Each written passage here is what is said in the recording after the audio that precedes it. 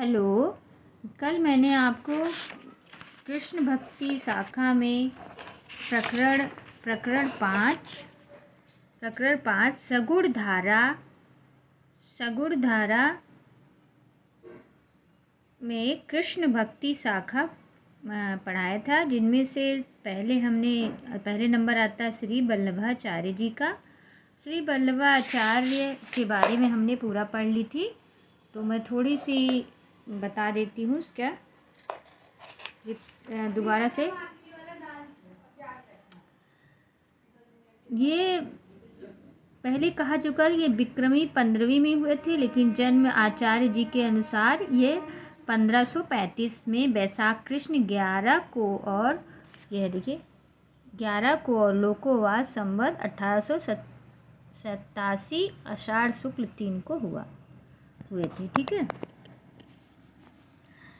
तो ये हो गया। और इनके जो इन्होंने जीव 3 प्रकार के माने हैं। पुष्टि मार्ग शाखा है वल्लभाचार्य जी के, और जीव 3 प्रकार के मांगे हैं। कौन कौन से? पुष्टि जीव जो भगवान के अनुग्रह का ही भरोसा रखते हैं और नित्य लीला में प्रवेश पाते हैं। दूसरा, मर्यादा जीव जो वेद और विधियों का अनुसरण करते हैं और स्वर्ग का लोक प्राप्त करते हैं। तीसरा, प्रवाह जीव जो संसार को प्रवाह के पड़े संसारिक जीवों को प्राप्ति की में ही लगे रहते हैं। यानी अगर संक्षेप में समझे तो पहला भगवान का अनुग्रह वाला जीव, दूसरा वेद और विधियों को अनुसरण करने वाला जीव, तीसरा संसार के प्रभाव में बहने वाला जीव। ये 3 प्रकार के इनके जीव थे। ठीक है, ये है, देख लीजिए। तो इस तरह से हमने पढ़ा, और फिर पढ़ा थे कल हम कि वल्लभाचार्य जी के मुख्य ग्रंथ ये हैं। कौन कौन से? पूर्व मीमांसा भाष्य पहला, दूसरा उत्तर मीमांसा ब्रह्मसूत्र भाष्य जो अणुभाष्य के नाम से प्रसिद्ध है। इसके शुद्ध दैवतावाद का प्रतिपादक यहाँ प्रधान दार्शनिक ग्रंथ है। श्रीमद् भागवत की सूक्ष्म टीका तथा सुबोधनी टीका। चौथा, तत्व दीप निबंध।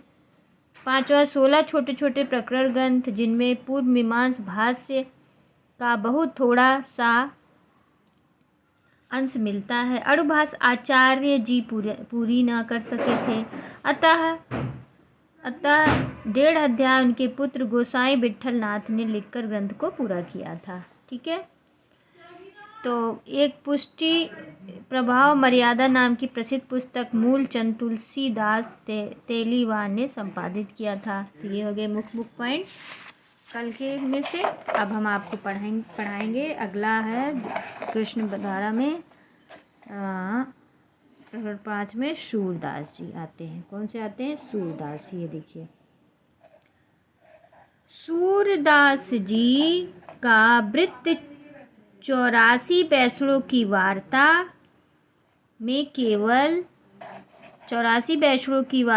केवल इतना ज्ञात होता है कि ये पहले गाँव घाट आगरे तथा मथुरा के बीच, गाँव घाट कहाँ? आगरे तथा मथुरा के बीच में है, पर एक साधु या स्वामी के रूप में रहा करते थे। किस रूप में रहा करते थे? गाँव घाट में सूरदास जी स्वामी के रूप में रहा करते थे और शिष्य किया करते थे। गोवर्धन पर श्रीनाथ जी का मंदिर बन जाने के पीछे एक बार वल्लभाचार्य जी ने गाँव घाट पर उतरे, तब सूरदास उनके दर्शन को आए और उन्हें अपना बनाया, एक पद गाकर सुनाया। आचार्य जी ने उन्हें अपना शिष्य किया और भागवत की कथाओं में गाने योग्य पदों में करने का आदेश दिया। उनकी सच्ची भक्ति और पद रचना की निपुणता देख वल्लभाचार्य ने उन्हें श्रीनाथ जी की मंदिर की कीर्तन सेवा सौंपी। इस मंदिर को पूरनमल खत्री ने गोवर्धन पर्वत पर संवत 1576 में पूरा बनवा कर खड़ा किया था। मंदिर पूरा होने के 11 वर्ष पीछे अर्थात संवत 1587 में वल्लभाचार्य की मृत्यु हो गई। श्रीनाथ जी के मंदिर निर्माण के थोड़े ही पीछे सूरदास जी वल्लभा संप्रदाय में आए और 84 बैसड़ों की वार्ता के इन शब्दों से स्पष्ट हो जाता है।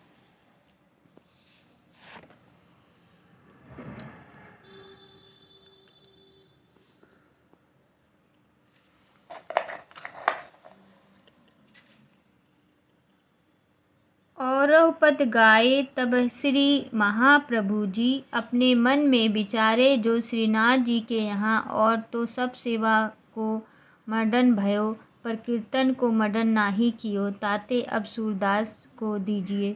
अतः संवत 1880 के आसपास सूरदास जी बल्लभाचार्य के शिष्य हुए और होंगे, और शिष्य होने के कुछ ही पीछे उन्हें कीर्तन सेवा मिली होगी। तब से वे खराब गोवर्धन पर्वत पर ही मंदिर की सेवा करते थे। ईश्वर स्पष्ट आभास सूर शरावली के भीतर मौजूद था। तुलसीदास के प्रसंग में हम कह आए हैं कि भक्त लोग कभी कभी किसी ढंग से अपने को अपने इष्ट की कथा के भीतर डालकर उनके चरणों तक अपने पहुँचने की भावना करते हैं। तुलसी ने जो तो अपने कुछ प्रश्न रूप में पहुँचाया और सूर ने प्रकट रूप में।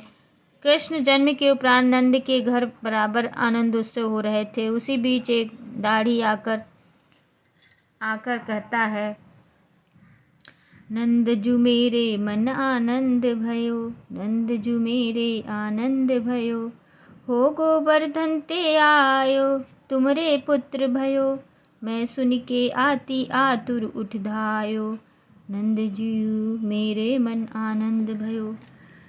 जब तुम मदन मोहन करते रो, यह सुन्नी के घर जाऊं, हो तो तेरे घर की दाढ़ी, सूरदास मेरो नाऊ, नंदजू मेरे मन आनंद भयो।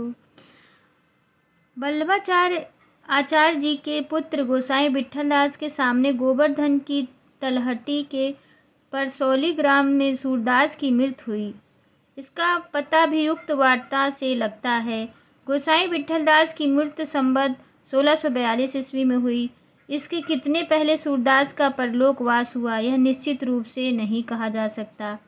सूरसागर समाप्त करने पर सूर ने जो सूरसागर सरावली लिखी, उसमें अपनी अवस्था 67 वर्ष की कही। गुरु परदास होए या दर्शन, 67 बरस प्रवीण।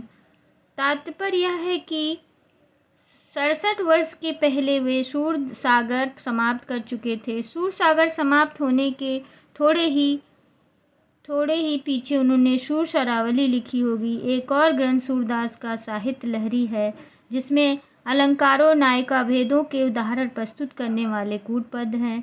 इसका रचना सूर ने इस प्रकार व्यक्त किया है, मुनि सुनि रसन के रसलेख, मुनि सुनि रसन के रसलेख, दसन गौरी नंद को लिखी, सुबल संबत पेख, मुनि सुनि रसन के रसलेख, दसन गौरी नंद को लिख, सुलभ संबत पेख। इसके अनुसार संवत 1607 में साहित्य लहरी समाप्त हुई। यह तो मानना ही पड़ेगा कि साहित्य क्रीड़ा का यह ग्रंथ सूर सागर से छुट्टी पाकर ही सूर में संकलित किया होगा।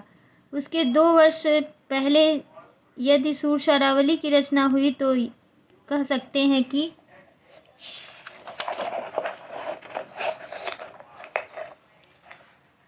संवत 1605 में सूरदास जी 67 वर्ष के थे। अब यदि उनकी आयु 80 या 82 वर्ष की माने तो उनका जन्म काल संवत 1540 के आसपास तथा मृत्यु काल संवत 1620 के आसपास ही अनुमित होता है। साहित्य लहरी के अंत में एक पद है जिसमें सूर अपनी वंश परंपरा देते हैं। उस पद के अनुसार सूर पृथ्वीराज के कवि चंद बरदाई के वंशज ब्रह्म भट्ट थे। चंद कवि के कुल में हरिचंद हुए, जिनके 7 पुत्रों में सबसे छोटे सूरदास जी या सूरदास थे। शेष 6 भाई जब मुसलमानों से युद्ध करते हुए मारे गए, तब अंधे सूरदास बहुत दिनों तक इधर उधर भटकते रहे। एक दिन वे कुएं में गिर पड़े और 6 दिन उसी में पड़े रहे। 7वें दिन कृष्ण भगवान ने उनके सामने प्रकट हुए और उन्हें दृष्टि देकर अपना दर्शन दिया। भगवान ने कहा कि दक्षिण के प्रबल ब्राह्मण कुल द्वारा शत्रुओं का नाश होगा और तू सब विधाओं में निपुण होगा। इस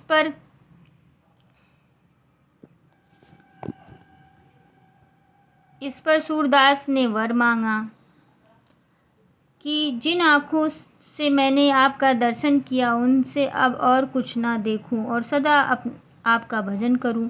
कुएं से जब भगवान ने उन्हें बाहर निकाला, तब वे ज्यों के त्यों अंधे हो गए और ब्रज में जाकर भजन करने लगे। वहाँ गोसाई जी ने उन्हें अष्टछाप में लिया।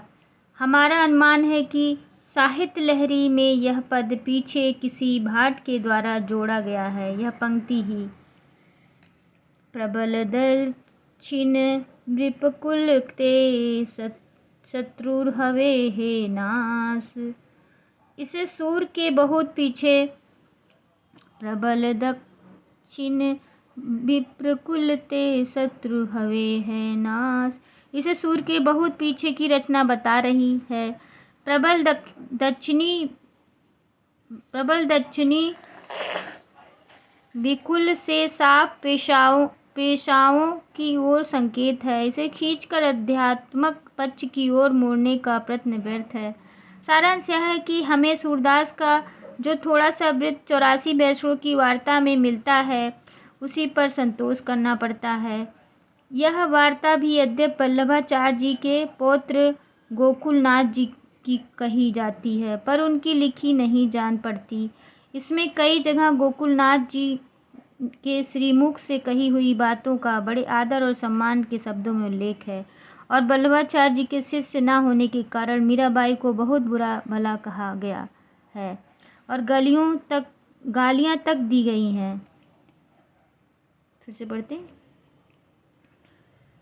84 वैष्णव की वार्ता में मिलता है सूरदास के थोड़े वृत्त, उसी पर संतोष करना है। पर वार्ता भी यद्यप वल्लभाचार्य जी के पौत्र गोकुलनाथ जी की कही जाती है पर उनकी लिखी नहीं जान पड़ती। इसमें कई जगह गोकुलनाथ जी के श्रीमुख से कही हुई बातों पर बड़े आदर और सम्मान शब्दों में उल्लेख है और वल्लभाचार्य जी की शिष्य न होने के कारण मीराबाई को बुरा भला कहा गया है और गालियां तक दी गई हैं। रंग ढंग से वार्ता गोकुलनाथ जी के पीछे उनके किसी गुजराती शिष्य की रचना जान पड़ती है। भक्तमाला में सूरदास के संबंध में केवल एक यही छप्पय मिलता है। उक्ति चोच अनुप्रास बरन अस्थिति अति भारी बचन प्रीत निर्वाह अर्थ अद्भुत तुकधारी। प्रतिबिंबित दृष्टि हृदय हरिलीला भासी जन्म करम गुण रूप सर्वे रचना प्रकाशी। विमल बुद्धि गुण और की जो यह पुण्य श्रवणानी धरे सूर कबित सुनी कौन कभी जो नहीं सिर चालन करे। इस छप्पया में सूर के अंधे होने पर का संकेत है जो परस्पर से प्रसिद्ध चला आता है। जीवन का कोई विशेष प्रमाणित वृत्त न पाकर कुछ लोगों ने सूर के समय के आसपास की किसी ऐतिहासिक लेख में जहाँ कहीं सूरदास नाम मिलता वहीं वृत्त प्रसिद्ध सूरदास या घटाने का प्रयत्न किया। ऐसे 2 उल्लेख लोगों को मिलते हैं। आईने अकबरी में अकबर के दरबार में नौकर गवैया बीन करो आदि कलावंतों की जो फिरहस्ती है उसमें बाबा रामदास और उनके बेटे सूरदास दोनों के नाम दर्ज हैं। किसमें? आईने अकबरी में। उसी ग्रंथ में यह भी लिखा है कि जब कलवंतों की 7 मंडलियां बना दी गई थी, प्रत्येक मंडली समाप्त में एक बार दरवाजा में हाजिर होकर बादशाह का मनोरंजन करती थी। अकबर संवतः 1613 में गद्दी पर बैठा। 1613 में हमारे सूरदास संवत 1580 के आसपास ही वल्लभाचार्य जी के शिष्य हो गए और उसके पहले भी विरक्त साधु के रूप में गांव घाट पर रहा करते थे। इस दशा में संवत 1613 के बहुत बाद दरबारी नौकर करने कैसे पहुँचे? अतः आईने अकबरी के सूरदास और सूरसागर के सूरदास एक ही व्यक्ति नहीं ठहरते। जब उनके कहने का मतलब अलग है, उसमें जो पड़ा है। मुशियाता अब्दुल फजल नामक अब्दुल फजल के पात्रों का एक संग्रह है जिसमें बनारस के किसी संत सूरदास के नाम अब्दुल फजल का एक पत्र है। बनारस के करोड़ों इन सूरदास के साथ अच्छा बर्ताव नहीं करता था। इससे उनकी शिकायत लिखकर उन्होंने शाही दरबार में भेज दी थी। उत्तर में अब्दुल फजाल का पत्र बनारस के सूरदास बादशाह से इलाहाबाद में मिलने के लिए इस तरह बुलाए गए। हजरत बादशाह इलाहाबाद में तशरीफ़ लाएंगे। उम्मीद है कि आप भी सर्फ मुलाजमात से मुशर्रफ होकर हकीकी होंगे और खुदा का शुक्र है कि हज़रत भी आपके हक सिनाश जानकर दोस्त रखते हैं। फ़ारसी का अनुवाद। इन शब्दों में ऐसी ध्वनि निकलती है कि ये कोई ऐसे संत थे जिनके अकबर के दीन इलाही के दीक्षित होने की संभावना अब्दुल फजल समझता था। संभवता है कि ये कबीर के अनुयायी कोई संत हो। अकबर का 2 बार इलाहाबाद जाना पाया जाता है, एक तो संवत 1640 में, फिर 1661 में। पहली यात्रा के समय का लिखा हुआ भी यदि इस पत्र को माने तो भी उस समय हमारे सूर का लोकोवास हो चुका था। यदि उन्हें तब तक जीवित माने तो वे 100 वर्ष के ऊपर रहे होंगे। मृत्यु के इतने समीप आकर वे इन सब झमेलों में क्यों पड़ने लगेंगे, या उनके दीन इलाही की दीक्षित होने की आशा कैसे की जाएगी। श्री बल्लभाचार्य के पीछे उनके पुत्र गोसाई विट्ठल नाथ जी गद्दी पर बैठे थे। उस समय तक पुष्टि मार्गी कई कवि सुंदर से सुंदर पदों की रचना कर चुके थे। इससे गोसाई विट्ठल जी ने उनमें से 8 सर्वोच्च कवियों को चुनकर अष्टछाप की प्रतिष्ठा की। अष्टछाप के 8 कवि हुए। किसने चुनी? विट्ठलनाथ ने 8 सर्वोच्च कवियों को चुना। अष्टछाप 8 कवियों हैं। कौन कौन से कवि हैं अष्टछाप में? सूरदास, कुंभनदास, परमनंदास, कृष्णदास, चीत स्वामी, गोविंद स्वामी, चतुर्भुजदास और नंददास।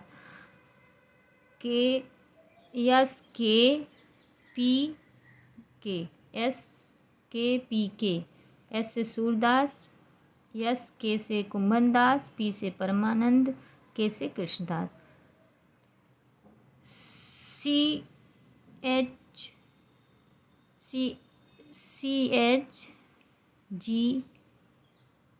CH और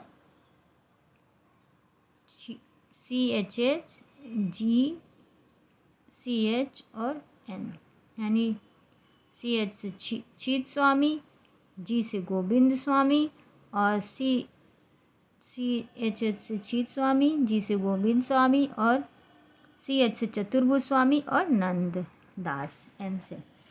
इस तरह से तो कौन कौन से अच्छा कवि? सूरदास, कुंभनदास, परमनंद दास, कृष्णदास, चीत स्वामी, गोविंद स्वामी, चतुर्भुज स्वामी, नंददास। कृष्ण भक्ति परंपरा में श्री कृष्ण की प्रेममयी पूर्ति को ही लेकर प्रेम तत्व के बड़े विस्तार के साथ व्यंजना हुई। उनके लोक पक्ष का समावेश उसमें नहीं है।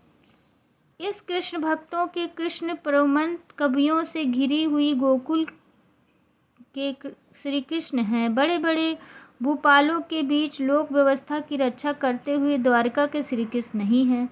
कृष्ण के जिस मधुर रूप को लेकर ये भक्त कवि चल रहे हैं वह हास्य विलास और तरंगों से भरपूर अंतर सौंदर्य का समुद्र है। इस सर्वभौम प्रलंबन के सम्मुख मनुष्य का हृदय निराले प्रेम लोक में फूला फिरता है। अतः इस कृष्ण भक्त कवियों के संबंध में यह कह देना आवश्यक है कि वे अपने रंग में मस्त रहने वाले जीव थे। तुलसीदास जी के समान लोक संग्रह का भाव इनमें न था। समाज किधर जा रहा है इस बात की परवाह ये नहीं रखते थे। यहाँ तक कि वे अपने भगवत प्रेम की पुष्टि के लिए जिस सिंगारीमयी लोकोत्तर छटा और आत्मोत्सर्ग की व्यंजना से इन्होंने जनता की रसोन्मत्त किया, उसका लौकिक स्थूल दृष्टि रखने वाले विषय वासनापूर्ण जीवों पर कैसे प्रभाव पड़ेगा, इसकी ओर उन्होंने ध्यान न दिया।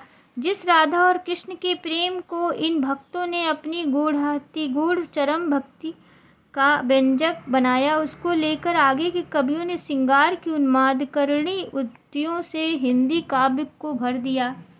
कृष्ण चरित्र के गान में गीत काव्य की जो धारा पूर्व में जयदेव और विद्यापति ने बढ़ाई, उसी का अवलंबन ब्रज के भक्त कवियों ने भी किया। आगे चलकर अलंकार काल के कवियों ने अपनी श्रृंगारमयी मुक्तक कविता के लिए राधा और कृष्ण का प्रेम लिया। इस प्रकार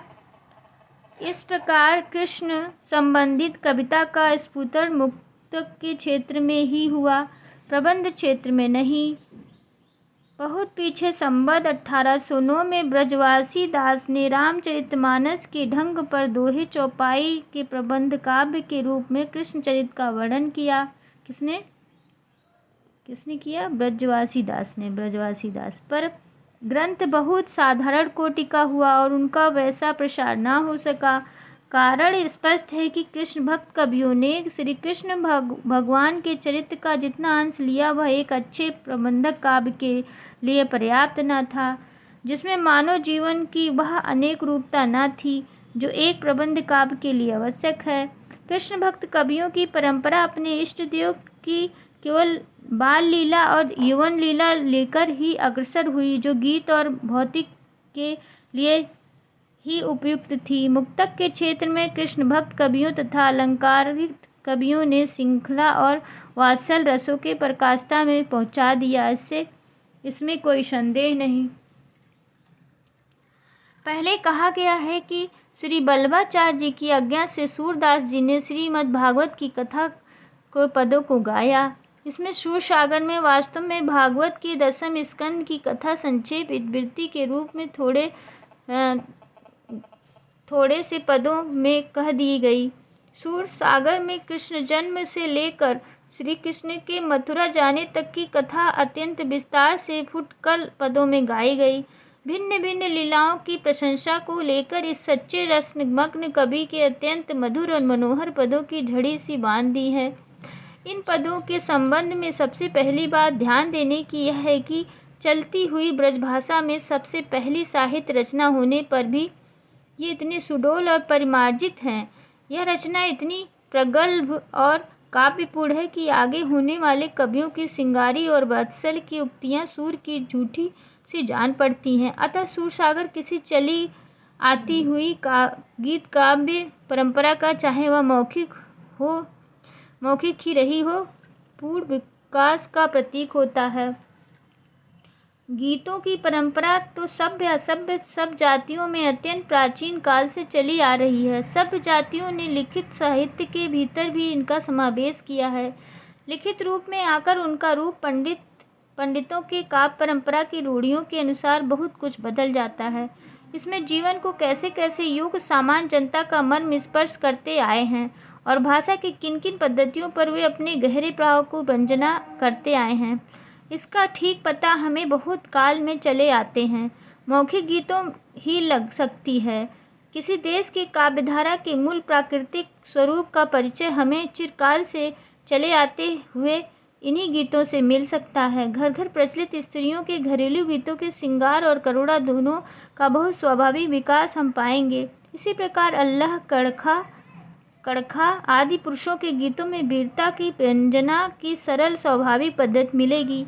देश के अंतर्वर्तनी मूल धारा के स्वरूप को ठीक ठीक परिचय के लिए ऐसे गीतों का पूर्ण संग्रह बहुत आवश्यक है।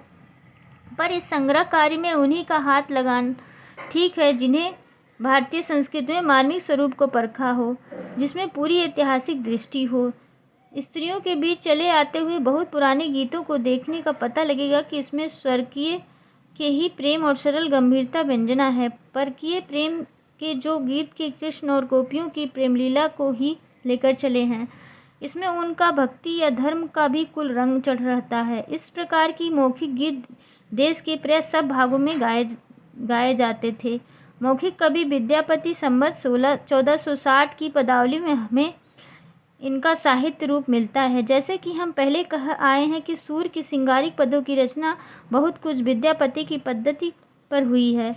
कुछ पदों के तो भाव भी बिल्कुल मिलते हैं, जैसे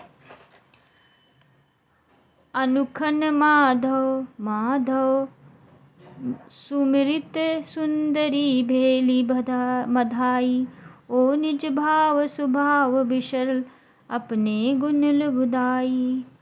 भो रही सहचारी कातर दिथि देह, छल छल लोचन पानी, अनुखन राधा राधा रटित आधा आधा बानी, राधा सै जब पनितहि माधव माधव सै जब राधा, दरुन प्रेम तब ही नहीं टूटत बाढ़त बिरहा का बाधा, दरुन प्रेम तब ही नहीं टूटत बाढ़त बिरहा का बाधा। दिहु दिस दरुन जैसे दगगड़ आकुल कीट परान, ऐसन बल्लभ हेरी सुधा मुखी कवि विद्यापति भानी। इस पद का भावार्थ यह है कि प्रतिक्षण कृष्ण का स्मरण करते करते राधा कृष्ण रूप हो जाती हैं। तो आगे अगले दिन। नमस्ते। आशा करते हैं आपको पसंद आया होगा।